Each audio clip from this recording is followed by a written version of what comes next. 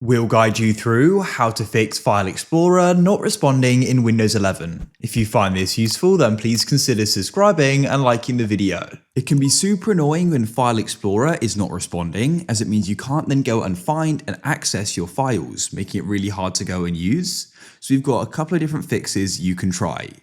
What you want to do is come down to the bottom of your computer and click on the search, and you need to go and type in Task Manager, just like so, and go and open it up.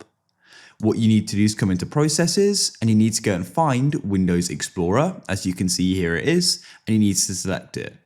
Then you can go to the top right and click on Restart Task. This will go and refresh it. As you can see, everything on your computer will reload like so, and Windows Explorer or File Explorer should go and automatically restart.